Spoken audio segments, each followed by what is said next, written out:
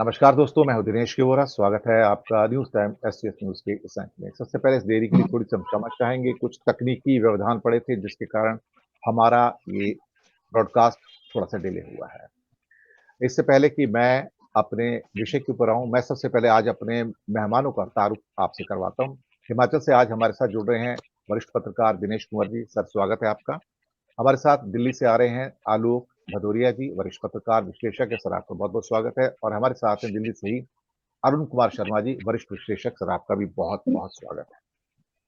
आज मैं बहुत सारी अपने मन में चिंताएँ लेकर आया हूँ कि भारत में जो सांप्रदायिकता का ज़हर है, अब ऐसा लगता है कि और बढ़ता चला जा रहा है। और जो थोड़ी बहुत मेरी राजनीति की और सामाजिक व्यवस्था की समझ है, वो मुझे इस बात के संकेत दे रही है कि आने वाले कुछ महीने भारत में सांप्रदायिकता के ज़हर से भरे होंगे और उसी सांप्रदायिकता ज़हर के माहौल में भारत के चुनाव होने जा रहे हैं।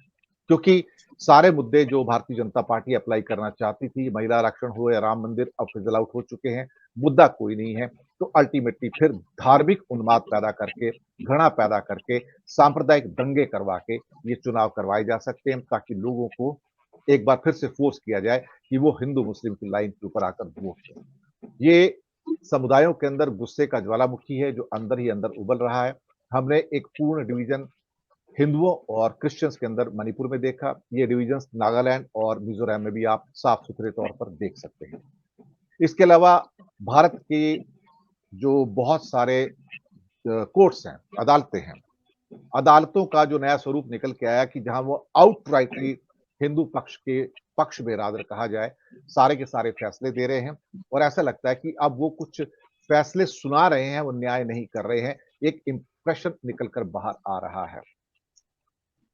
हालत ऐसी हो कि मुस्लिम पक्ष कब भी अदालत में जाता है और अपनी वहां जाके कुछ दलील देता है, उसको कुछ सुनने को तैयार नहीं है और उसको उठा के बाहर फेंक दिया जाता है। जो ज्ञानवापी के अंदर पूजा पाठ का मसला था, 7 घंटे के अंदर उसको इम्प्लीमेंट कर दिया गया पुलिस की निगरानी में। और मजिस्ट्रेट जो थे वहां के डीएम, उनको वहां का संरक्षक भी बना दिया गया। मुझे लगता है कि पूरा प्रशासनिक अमला, न्यायपालिकाएं शायद आज एक ऐसे दौर में हैं और एक ऐसा बीज बोल रही हैं जहां पर यह कहने की कोशिश की जा रही है कि भारत अब एक पूर्णतः धार्मिक राष्ट्र है। यहां पर किसी और धर्म की बात करना उचित नहीं होगा। साथ ही सीएए और यूसीसी, यूनिफॉर्म सिविल कोड का मसला बहुत तेजी से उठा दिया गया है और सबसे पहले उत्तराखंड में उसको लागू किया जाएगा। ये फिर से हिंदू मुस्लिम को उद्वेलित करने की बात है।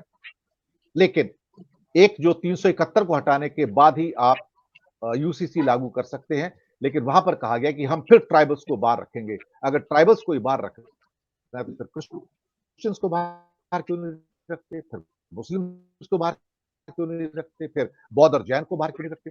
अगर भारत के 14 बाहर रखना चाहते हैं 14 करोड़ ट्राइबल्स को, तो फिर ये किस किस्म का यूनिफॉर्म सिविल कोड है। इसका मतलब आप सेलेक्टिव यूनिफॉर्म सिविल कोड में जाने का प्रयास कर रहे हैं। मकसद चुनाव जीतना है, भारत में विद्वेष फैलाना है, दंगे फैलाना है और हिंसा को आगे स्प्रेड करना है। सबसे पहले मैं आमंत्रित करूंगा आलोक भदौरिया जी आपको इस विषय पर बात करने के लिए। मैं जितने लोगों से मेरी बातचीत हुई है, स्थितियां उतनी अच्छी नहीं है। अंदर एक ज्वालामुखी है जो सिमरिंग कर रहा है। शायद सरकार उसे हवा दे रही है, न्यायपालिका उसको हवा दे रही है। आने वाले दिन शायद जो मेरा अनुमान है कि आपको चुनावों के दौरान शायद एक बड़ी हिंसा का सामना करना पड़े, तो इसमें कोई भी मुझे लगता है कहने में मुझे कोई अतिशयोक्ति नहीं है। आलोक जी।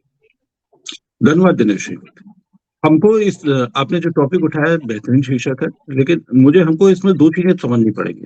अभी पूरा देश लगा हुआ था ज्ञानवापी मस्जिद के नीचे जो व्यास परिवार को पूजा करने की इजाजत दी गई थी, इस खबरों से और इस फोटोग्राफ से भरा हुआ था।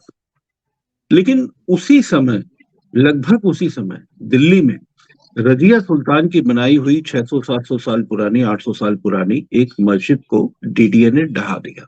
डीडीए ने, Delhi development authority. Delhi development authority में आपको बता दूं कि ये दिल्ली सरकार के अधीन नहीं, ना डीडीए है, ना पुलिस है, ना लैंड है। ये दिल्ली राज्य सरकार के अधीन नहीं है। यानी इस पर नियंत्रण किसका है? Lieutenant general. लेफ्टिनेंट जनरल पर नियंत्रण किसका है? उसकी नियुक्ति कौन करता है? Home minister. तो लगभग देखिए कि उसी समय लगातार ये घटना हुई दिल्ली में। अब मामला कोर्ट में चला गया है। मैं इस पे तफसील से नहीं जाना चाहूंगा कि कहाँ पे है, किस स्तर पे है, किसके हिंदू पक्ष के पास में क्या मेरिट है, डीडीए के पास में क्या मेरिट है। मुझे तो ये लगता है कि अगर डीडीए के पास में मेरिट होती, जो मेरा एक मानना है, मेरा मत है, निजी मत है, अगर मेरिट है, डीडीए के पास में तर्क है, तो उसने 1 हफ्ते का कोर्ट से समय क्यों मांगा? तो उसने 30 तारीख को बुलडोजर क्यों चला दिया? अगर बुलडोजर चला दिया, मैदान बना दिया वहां पे, तो क्या उनके पास में तर्क नहीं थे, तथ्य नहीं थे?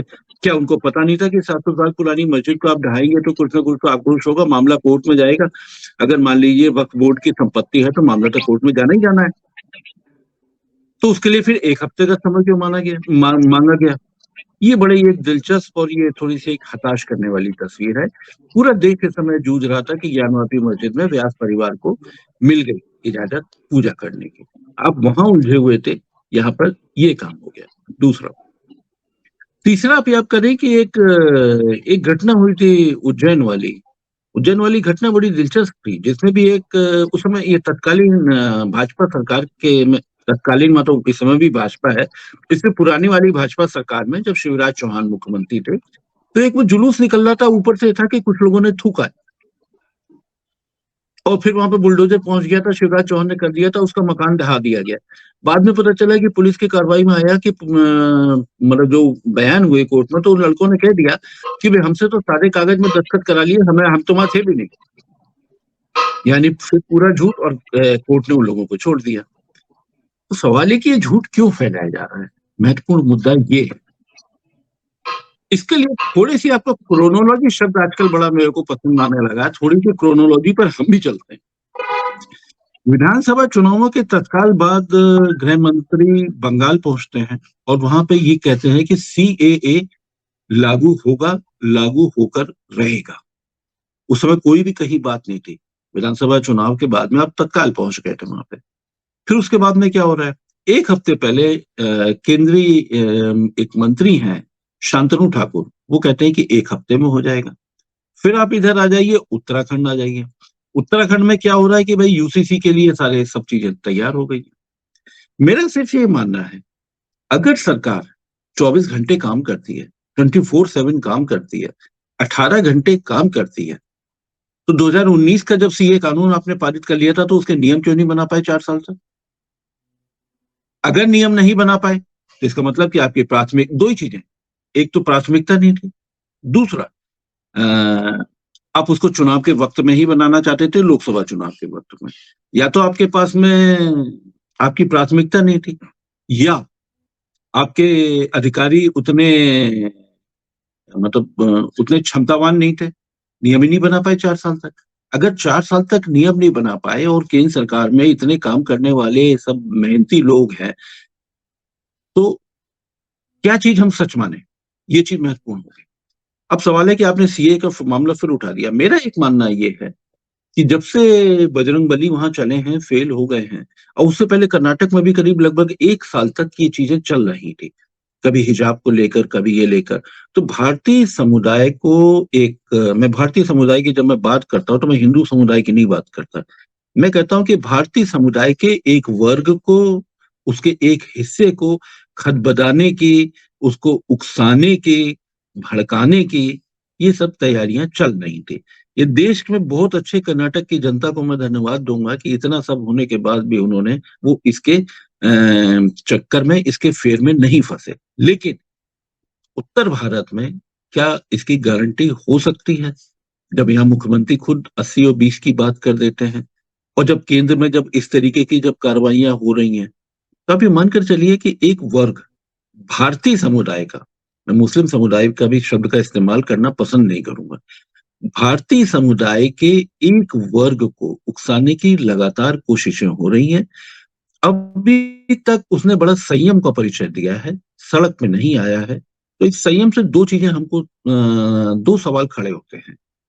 क्या वो संयम का परिचय दे रहा है? पहला। दूसरा, क्या वो डर गया है? डर गया है ये मैं इस आधार पे कह रहा हूं, तो इसके लिए जब मैं ये बात कहता हूं तो मेरे पास इसमें गुजरात के अनुभवों की एक नींव है। ये चीजें बहुत महत्वपूर्ण है। लेकिन क्या ये उत्तर प्रदेश में डरेगा? क्या ये तैयारियां हो रही हैं कि भारतीय समुदाय, मैं फिर भारतीय समुदाय का इस्तेमाल करूंगा, कि भारतीय समुदाय के विभिन्न गणों को भिड़ाने की कोशिश हो रही है? ऐसे ही भारतीय समुदाय के मणिपुर के 2 वर्गों को भिड़ाने की कोशिश की गई, अभी तक जारी है, अभी तक शांति नहीं हो पाई है, मुख्यमंत्री को अभी तक नहीं हटा पाए हैं। अगर वो नहीं कर पाते तो ये कैसे होगा? और तीसरा, मैं फिर आपके जहां से मैंने बात शुरू करी थी, दिल्ली में जो एक मेहरौली इलाके में जो अक्फुंजी वाली जो मस्जिद है, ये आपने देखा होगा, सब जगह आई है, लेकिन ये है कि नोएडा चैनल में बहुत थोड़ी देर के लिए आई, बहुत थोड़ी देर के लिए आई, क्षणिक आई और चली गई। तो सवाल यह है कि बुलडोजर चलाना आपके लिए क्यों जरूरी है? आप कोर्ट के ऑर्डर लेकर क्यों नहीं आते? अगर अतिक्रमण था तो उस अतिक्रमण के कार्यकाल में, अगर 2 साल से अतिक्रमण था, 50 साल से अतिक्रमण था, तो गृह मंत्रालय किसके अधीन है? पिछले 9.5-10 साल से, अब तो पौने 10 साल हो गए, किसके अधीन है? क्या डीडीए के अधिकारी इतने लापरवाह हैं? तो क्या उस डीडीए के 9.5 साल के कार्यकाल में अवैध अतिक्रमण होने देने वाले अधिकारियों की शिनाख्त की गई? अगर नहीं शिनाख्त की गई तो ये जो मुखिया है उसकी जिम्मेदारी तो बनती है ना कि उसके डिपार्टमेंट में ऐसे लोग हैं जो बिल्कुल भी अनुभवी नहीं है, बिल्कुल भी कॉम्पिटेंट नहीं है, वो अवैध अतिक्रमण होने दे रहे हैं। क्यों होने दे रहे हैं? तो मैं अगर इसको एक किसी राजनीतिक पार्टी के एक मंशा तो हो सकती है, लेकिन मैं उसको उससे अलग में चाहता हूं कि ये अधिकारी कैसे हो गए हैं?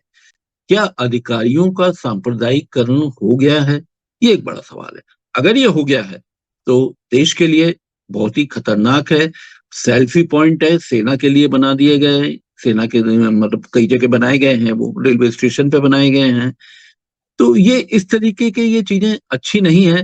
राम का मुद्दा तो नहीं चल पाया, ये बात तो सच है। अगर ये सच नहीं होते तो इतने सारे ऑपरेशन करने की, मतलब पॉलिटिकल ऑपरेशन करने की जरूरत नहीं पड़ती। चलिए।